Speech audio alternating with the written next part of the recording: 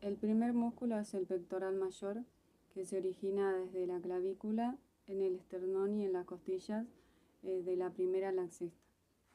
Se inserta en el surco intertubercular del húmero y en el tubérculo mayor. La acción que tiene es aducir y rotar el brazo y elevar las costillas y los hombros también. El segundo músculo es el intercostal interno. Se origina en el labio medial del borde del inferior costal y se inserta en el borde interno de la costilla subyacente y su acción es participar en la respiración. El intercostal externo se origina en el borde caudal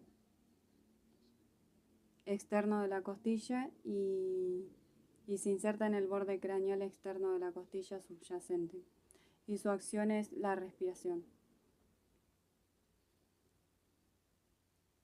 El intercostal íntimo se origina en la línea media axilar y se inserta en el borde lateral del esternón y su acción es la respiración. Después está el diafragma, que se origina por fibras musculares o tendinosas en todos los elementos anatómicos que se forman en el orificio costal inferior. Se inserta en todas las fibras, confluyen en el centro frenético y su acción al aplanarse aumenta los diámetros cráneo-caudales. Al ponerse rígido, lo que hace es ensanchar el orificio torácico inferior. Después está el triangular del esternón, que se origina en el apéndice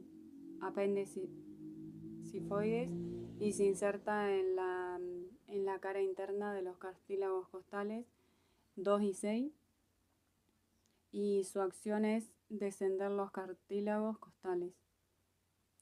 Después tenemos el esternotiroideo, que se origina en la cara posterior del manubrio y la primera costilla y se inserta en la línea oblicua del cartílago tiroides y su acción es bajar la laringe y el hueso hioides.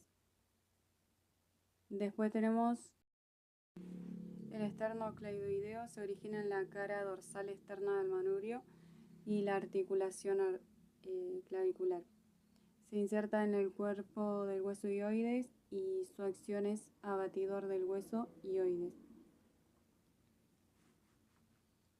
El escaleno anterior se origina en la parte lateral del cuello y se origina superiormente en la apófisis transversa de las vértebras.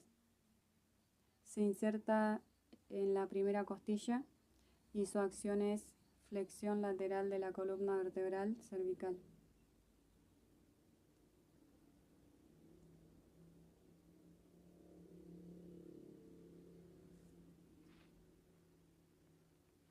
Después tenemos los músculos del abdomen, el recto mayor, se origina en el borde superior del pubis, se inserta en la cara anterior de los quintos, sexto y séptimo cartílago, los costales y el apéndice sifoides. Su acción es mantener en posición erecta y a las vísceras en su posición.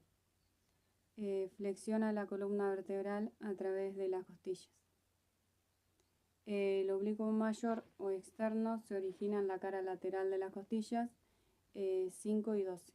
Se inserta en una extensa línea que ocupa la zona que va desde la cresta ilíaca a la parte externa de la aponeurosis de los rectos del abdomen. La acción que tiene es inclinar hacia el mismo lado y rotación hacia el lado contrario. Después tenemos el oblicuo menor o interno, que se origina en toda la cresta ilíaca en el arco de Farlopio. Su inserción es en las fibras posteriores, en el borde caudal de las 3 últimas costillas y el apéndice sifoides. Su acción es la inclinación del mismo lado y rotación hacia el mismo lugar. El transverso se origina en la cara externa de la quinta o la séptima de las últimas costillas. Se inserta en la línea media y aponeurosis. Su acción es constrictor del abdomen.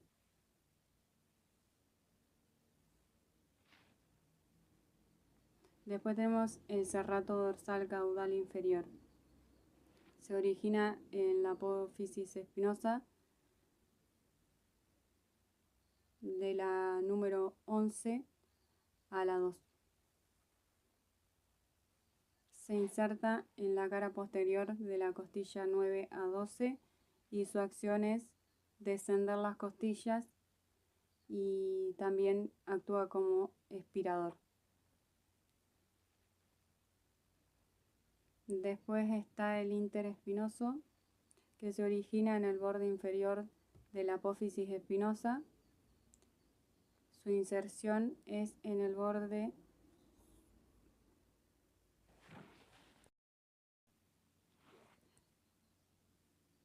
se inserta en la cara posterior de la costilla 9 a 12 y su acción es descender las costillas y espirador.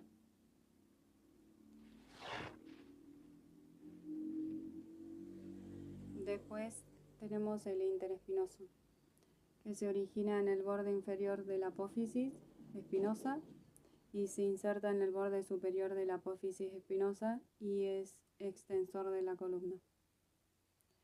Después tenemos el intertransverso, que se origina en la apófisis transversa y se inserta a la siguiente apófisis transversa por detrás del ligamento intertransverso.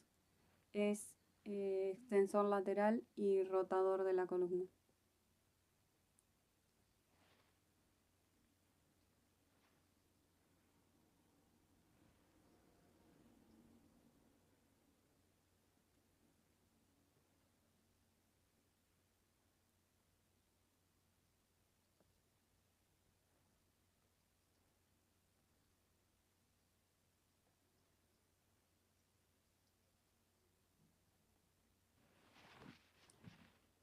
Tenemos el prevertebral largo de la cabeza, que se origina en los cuerpos vertebrales de la quinta a la séptima vértebra cervical y se inserta en la base del occipital y es flexor del cuello y la articulación atlanto-occipital.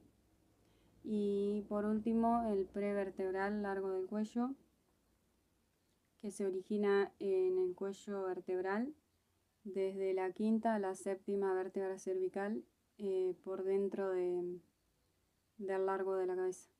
Se inserta en el cuerpo del atlas y del axis y su acción es flexor del cuello y también inclina hacia el mismo lugar.